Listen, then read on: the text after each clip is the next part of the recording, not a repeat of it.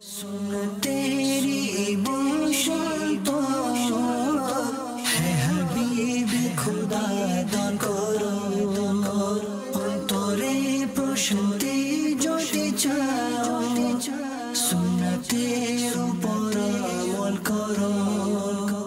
আলহামদুলিল্লাহি রাব্বিল আলামিন ওয়াসসালাতু ওয়াসসালামু আলা সাইয়্যিদিল মুরসালিন আম্মা বা'দ ফাআউযু বিল্লাহি মিনাশ শাইতানির রাজীম বিসমিল্লাহির রহমানির রহিম আসসালাতু ওয়াসসালামু আলাইকা ইয়া রাসূলুল্লাহ ওয়া আলা আলিকা ওয়া সাহাবিকা ইয়া হাবিবাল্লাহ আসসালাতু ওয়াসসালামু আলাইকা ইয়া নবিয়াল্লাহ ওয়া আলা আলিকা ওয়া সাহাবিকা ইয়া নূর আল্লাহ। প্রিয় মদিনী চ্যানেলের দর্শকবৃন্দ, আপনারা দেখছেন অনুষ্ঠান রীতি রেওয়াজ।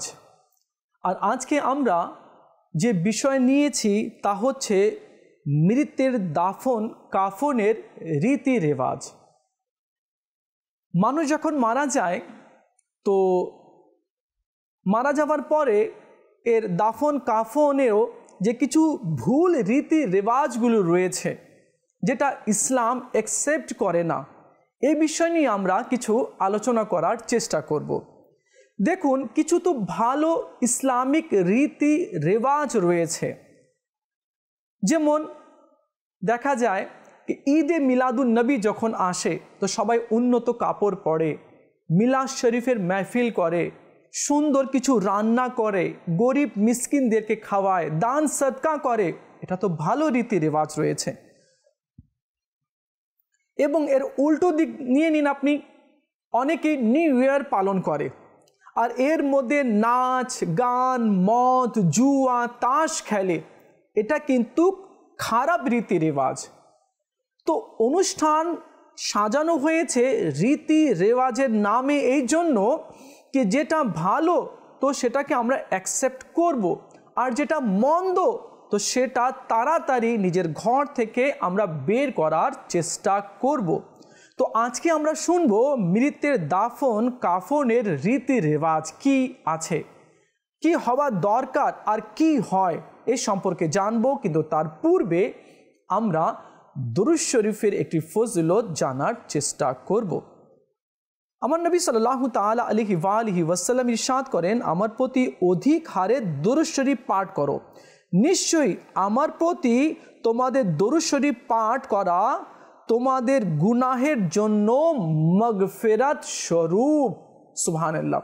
তো যদি আমরা নবী রহমত শফিয়ে উম্মত মুস্তফা জানে রহমত সাল্লাল্লাহু আলাইহি ওয়াসাল্লামের প্রতি দুরূদ শরীফ যদি পাঠ করি তাহলে আমাদের গুনাহের জন্য কাফারা হয়ে যাবে। আসুন আমরা সবাই নিয়ত করে নিই, এখন থেকে আমরা চলতে ফিরতে উঠতে বসতে আমরা আমাদের নবীর উপরে দুরূদ শরীফ পড়ব ইনশাআল্লাহ আজ্জা ওয়া জাল। সাল্লু আলাল হাবিব সাল্লাল্লাহু তাআলা আলা মুহাম্মদ সাল্লাল্লাহু আলাইহি ওয়াসাল্লাম। দেখুন, মানুষ যখন মারা যায় তো ভুল প্রথা ভুল রীতি কি আছে?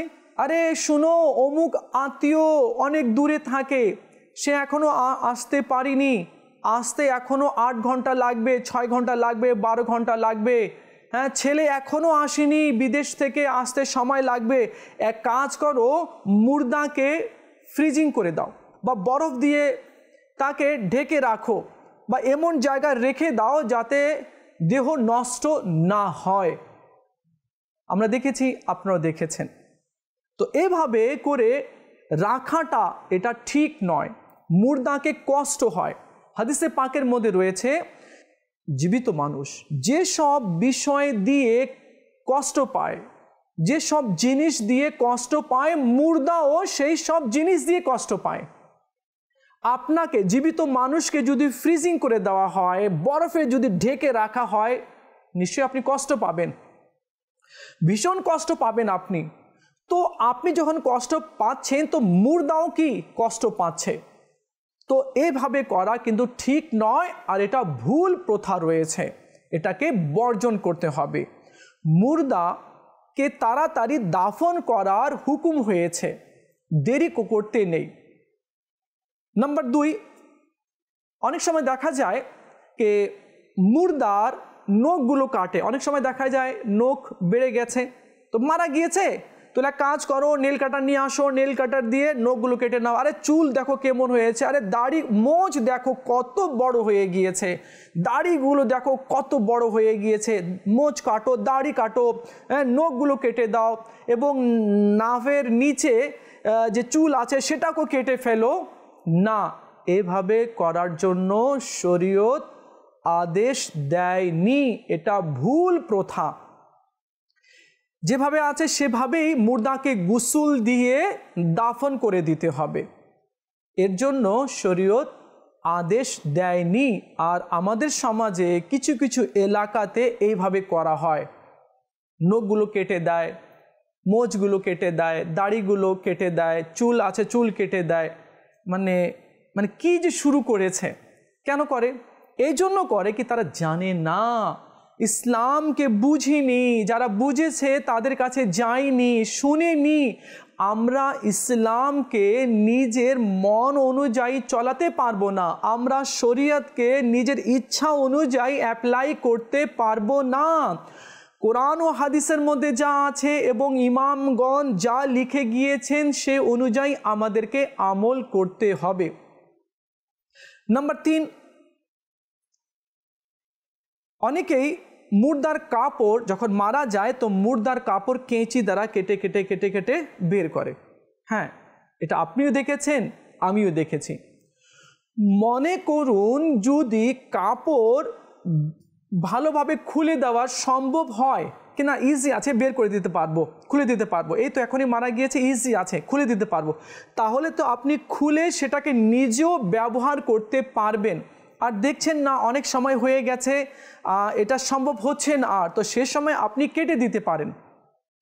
অনেক সময় দেখা যায় কি মুর্দার ব্যবহার করা জিনিস মানুষ ফেলে দেয়, কাপড় হোক বা অন্যান্য জিনিসগুলো হোক, বা যেখানে বালিশে সে ঘুমিয়েছে, যে চাদর দিয়ে সে নিজের শরীরে দিয়েছে, যে কম্বল ব্যবহার করেছে, যে কাপড় ব্যবহার করেছে, সেগুলো স্পর্শ করতে অনেকেই ভয় করে, অনেকে ব্যবহার করে না। না, এটা ঠিক নয়, আপনি ব্যবহার করতে পারবেন, ইউজ করতে পারবেন, এর মধ্যে ভয় পাওয়ার কিছু নেই। তো এটাও ভুল রেওয়াজ রয়েছে আমাদের বাড়িতে, আমাদের সমাজে রয়েছে, তার সমস্ত জিনিসগুলো কি করে ফেলে দেয় অথবা কাউকে দিয়ে দেয়। তো যদি আপনি চান কি আমি নিজে ইউজ করব, তো আপনি নিজে ইউজ করতে আপনি পারবেন। আচ্ছা, আর কিছু ভুল রীতি রেওয়াজ আমাদের বাড়িতে আছে কি মুর্দা যখন মারা যায় তো যে স্থানে গোসল দেওয়া হয়, মুর্দাকে মাইয়াতকে গোসল দেওয়া হয়, তো সেই জায়গায় কি করে 40 দিন পর্যন্ত প্রদীপ জ্বালায় বা লাইটিং করে। কেন? কি সেখানে রূহ আসে। তো লাইট জ্বালানোর মধ্যে কি হিকমত আছে? লাইট যদি না জ্বালানো হয় তাহলে কি মুর্দা আসবে না, বা এমন কিছু ধারণা না, এমন কিছু ধারণা না, এটা ভুল রেওয়াজ রয়েছে। যেখানে গোসল দিয়েছেন শেষ হয়ে গেল, আমি দেখেছি মানুষ যখন মারা যায় যেখানে গোসল দেয় তো 40 দিন পর্যন্ত সেখানে আগরবাতি জ্বালায় অথবা লাইট জ্বালায়। তো এটা কিন্তু ভুল রীতি রয়েছে, এ থেকে বেরিয়ে আসতে হবে। যেটা করার দরকার সেটা আমাদেরকে করতে হবে। কি করতে হবে? তার জন্য ইসালে সওয়াব করতে হবে। কি করতে হবে? তার জন্য দোয়া করতে হবে। আচ্ছা, আরেকটি রেওয়াজ আছে যেটা ভালো, কিন্তু কোন সময় করতে হবে, কার জন্য করতে হবে এটাও বলছি। কে অনেকেই দেখা যায় কি মারা যায় তো তার মাথায় পাগড়ি পরিয়ে দেয়।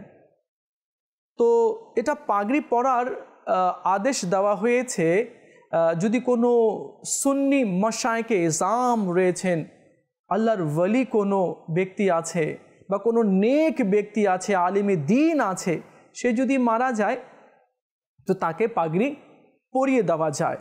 আর পাগড়ি পরিয়ে যখন পরাবে তো কিভাবে করবে? তো এই যে এটাকে শিমলা বলা হয়, তো এটাকে এইভাবে করে দিয়ে এভাবে দিয়ে দিতে হবে। আর যদি কিছু বেঁচে যায় তাহলে মুখের উপরে এভাবে ঢেকে দিতে হবে।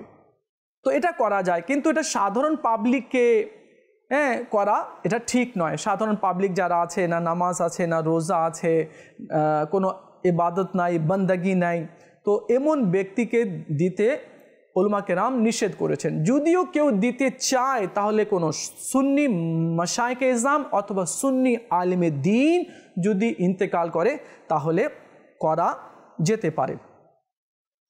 প্রিয় ইসলামী ভাইরা, তো আজকে যে আমরা বিষয় নিয়েছি তা হচ্ছে মৃতের দাফন কাফনের রীতি রেওয়াজ।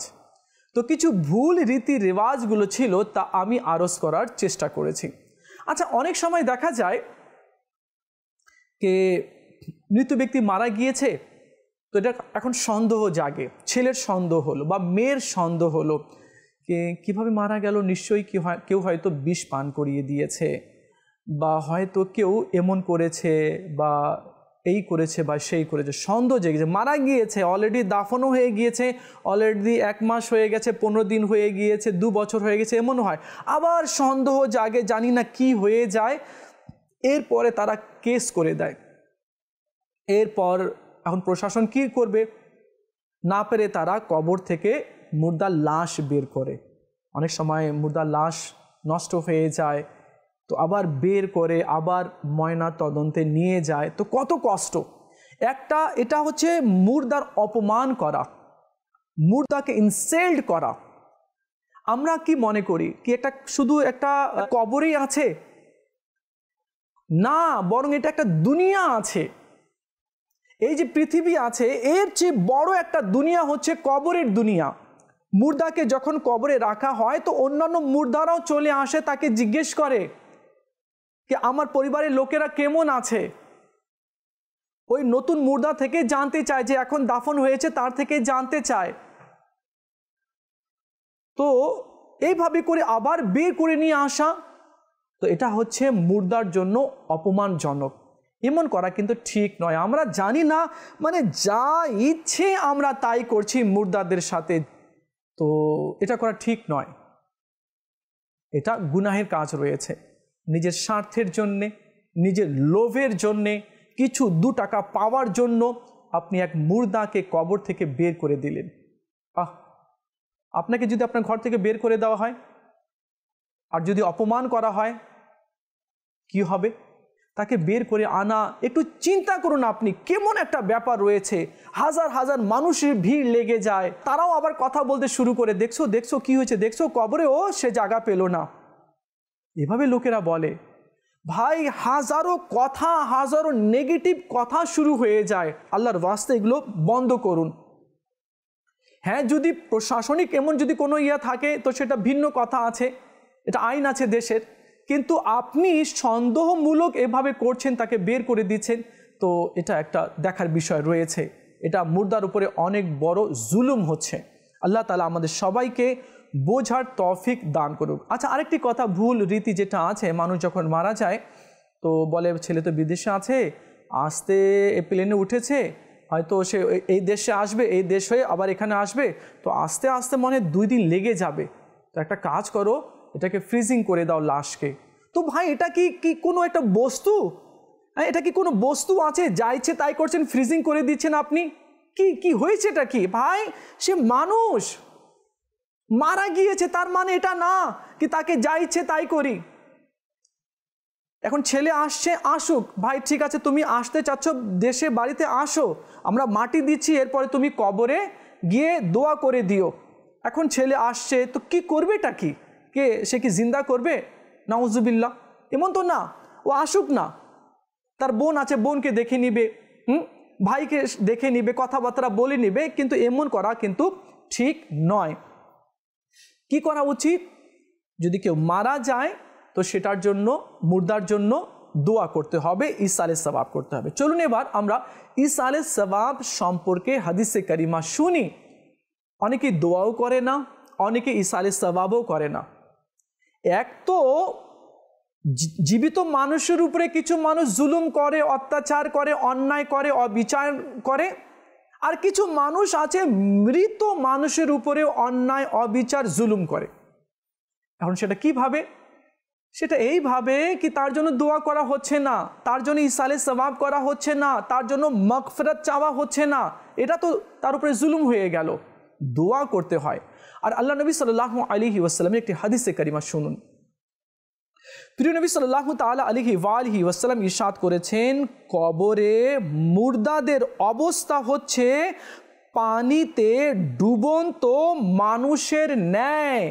সে অধীর আগ্রহে অপেক্ষা করতে থাকে তার মা বাবা, ভাই বোন, আত্মীয় স্বজন কিংবা বন্ধু বান্ধবদের দোয়া করার দিকে। কেউ যখন দোয়া পাঠিয়ে থাকে তখন সেটি তার জন্য দুনিয়া ও দুনিয়াতে যা কিছু রয়েছে সব কিছু থেকে উৎকৃষ্ট বলে বিবেচিত হয়। কবরবাসীদের জন্য সংশ্লিষ্টদের পাঠানো হাদিয়ার সওয়াবকে আল্লাহ তাআলা পাহাড়ের সমতুল্য করে তাদেরকে দান করে। মৃতদের জন্য জীবিতদের বড় উপহার হচ্ছে মাগফিরাতের দোয়া করা। আমরা না দোয়া করছি, না ইসালে সওয়াব করছি, বরং তার ধন সম্পদ রেখে গিয়েছে এগুলো নিয়ে টানা হিচড়া করছি। নেন না, ও তো রেখে গিয়েছে, আপনারাই পাবেন। কিন্তু যার টাকা পয়সাতে আপনারা এনজয় করছেন, খুব সুখে জীবন অতিবাহিত করছেন, সুন্দর ঘরের মধ্যে আছেন, সে তো করে দিয়ে গিয়েছে না। তো আপনার উপরেও কিছু কর্তব্য রয়েছে, কি আপনিও কিছু করুন। এখন বলবেন কি করব? তো আপনি তার জন্য দান করুন, সদকা করুন। মসজিদ নির্মাণ হচ্ছে, বাবার নামে মায়ের নামে কিছু দিয়ে দিন, যাতে করে মা বাবার কবরে এই সওয়াবগুলো পৌঁছতে থাকে। মাদ্রাসা নির্মাণ হচ্ছে, সেখানে কিছু দিয়ে দিন। কোনো এতিম গরিব মাদ্রাসা ছেলেদেরকে খানা খাওয়ান, যাতে করে এর সওয়াব পৌঁছে যায়। পৌঁছে কি? হ্যাঁ, সওয়াব তো পৌঁছে। আমার নবী সাল্লাল্লাহু তাআলা আলাইহি ওয়া আলিহি ওয়াসাল্লাম ইরশাদ করেছেন কি যখন তোমরা নফল সদকা করো, নফল দান করো, তো এভাবে নিয়ত করো কি আল্লাহ, এই যে আমি নফল সদকা করছি, দান করছি, এটা আমি নিজের মায়ের পক্ষ থেকে বা বাবার পক্ষ থেকে করছি। তো আপনি যদি করেন আপনাকে সওয়াব তো পাওয়া যাবেই যাবে। এই যে দান করলেন, এই দানের সওয়াবটা আল্লাহ তাআলা মায়ের কবরে বা বাবার কবরে আল্লাহ দান করে দিবে। নাম্বার 2, আপনি ফরজ হজ আদায় করে নিয়েছেন, আল্লাহ আপনাকে অনেক ধন সম্পদ দিয়েছে, আপনি নেক্সট টাইম যেতে চাচ্ছেন, যান আপনি। আল হাজ হয় না, বারবার যে হজ করে তাকে আল হাজ। এবার আপনি নিজের মায়ের পক্ষ থেকে অথবা বাবার পক্ষ থেকে হজ করুন। এটা করলে হবে? হ্যাঁ, হয়ে যাবে। আমার নবী সাল্লাল্লাহু তাআলা আলাইহি ওয়া আলিহি ওয়াসাল্লাম ইরশাদ করেছেন, কেউ যখন নিজের মা বা বাবার পক্ষ থেকে হজ পালন করে তো ওই হজের সওয়াব মা বাবাকে আল্লাহ তাআলা দান করে দেয়, এবং সে যে ছেলেটা গিয়েছে পার্থিব আল্লাহ তাআলা সেই হজকারীকে 10টি হজের সওয়াব আল্লাহ তাআলা দান করে দেয়। ইসলামী ভাইরা, আপনারা শুনলেন কি আমার মা মারা গিয়েছে বা বাবা মারা গিয়েছে, আমি একবার ফরজ হজ আদায় করে নিয়েছি, সেকেন্ড টাইম যেতে চাচ্ছি, তো আমি নিজের মায়ের পক্ষ থেকে করলাম। তো মায়ের পক্ষ থেকে যে করলাম, তো এর সওয়াব মাকে আল্লাহ দান করে দিল, পার্থিব আল্লাহ আমাকে 10টি হজের সওয়াবও দান করে দিল। তো আমল তো করি আমরা। আচ্ছা, কেউ যদি রোজি রোজগারে বরকত চায়, আমি চাই আমার রুজিতে রোজগারের মধ্যে বরকত হোক, তার কি করা উচিত? তো তার করা উচিত এটাই, সে যাতে নিজের মা বাবার জন্য দোয়া করে। মা বাবা মারা গিয়েছে, দোয়া করুক। এখন দোয়া করার জন্য বড় আয়োজন করতে হবে, বড় হুজুরকে ডাকতে হবে, বা মসজিদে আয়োজন করতে হবে, অনেক কিছু না, এটাও না। আপনি চাকরি থেকে আসলেন, নামাজ পড়লেন, এরপর 1 মিনিটের জন্য হলেও আপনি দোয়া করুন।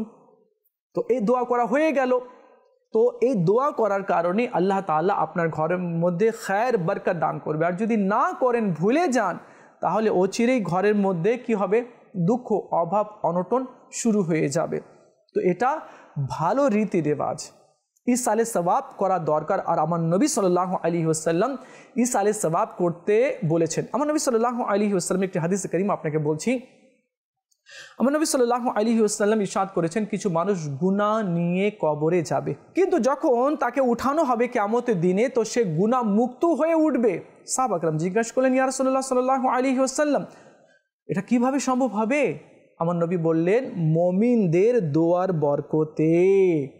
মুমিন বান্দারা যখন মৃত ব্যক্তির জন্য দোয়া করে, তো আল্লাহ তাআলা কবরেই তাদেরকে ক্ষমা করে দেয়। দেখলেন দোয়া করার কত ফজিলত আছে। আর আজ আমাদের দেশে সব জায়গায় নাই, কিছু কিছু জায়গায় কি হয়, বাস জানাজার নামাজ হয়ে গেল, দোয়া নাই, মাটি দিয়ে দিল, তাড়াতাড়ি চলে যায়, দোয়াও করে না। তো দোয়া করতে হয়, কবরে মাটি দেওয়ার পরেও দোয়া করতে হয়। আচ্ছা, কিছু ভুল রীতি রেওয়াজ এই নতুন শুরু হয়েছে আমাদের দেশে, আমাদের এলাকাতে। সেটা কি? সেটা হচ্ছে কে মাইয়াতকে যখন দাফন করা হয় আর কেউ যদি দোয়াও যদি করে তো পশ্চিম দিকে মুখ করে দোয়া করে। পশ্চিম মনে করেন কি এটা পশ্চিম আছে, তো এভাবে দোয়া করে। তো ভাই পশ্চিম দিকে মুখ করে নামাজ পড়তে হয়, এটা নামাজের শর্তের মধ্যে রয়েছে। কিন্তু দোয়ার কিবলা হচ্ছে আসমান, নামাজের জন্য কিবলা হচ্ছে পশ্চিম দিকে কাবার দিকে, আর দোয়ার কিবলা হচ্ছে আসমান। আচ্ছা বলুন তো আমরা কি এভাবে দোয়া করি? কিবলার দিকে হাত এভাবে করে দোয়া করি, আল্লাহ তুমি ক্ষমা করে দাও, এভাবে দোয়া করি? বলুন বলুন, কাউকে দেখেছেন? কাউকে দেখেননি? তাহলে এটা কি? এটাও আবার বাস ইসলাম এর রীতিনীতিকে আমরা কি করছি, নিজের মন অনুযায়ী চলাতে চেষ্টা করছি। এক একটা আইনগুলো আমরা সৃষ্টি করে দিচ্ছি, বানিয়ে দিচ্ছি। ভাই আমার, দোয়ার কিবলা, হাতের কিবলা হচ্ছে আসমান। কি? হ্যাঁ আসমান, এভাবে দোয়া করতে হয়। এখন মানুষ কিবলার দিকে হয়ে যায়, কিবলার দিকে এভাবে দোয়া করে না, এভাবে দোয়া করে না। তো আপনি যেখানে থাকুন না কেন আপনার হাতের কিবলা হবে কি? আসমান। তো এই যে আমি কথাটা বললাম, তো এটাও কিছু ভুল রীতি রেওয়াজ আমাদের দেশে শুরু হয়ে গিয়েছে, আমাদের এলাকাতে, আমাদের সমাজে শুরু হয়ে গিয়েছে। তো এটাকে কি করতে হবে? বের করে দিতে হবে।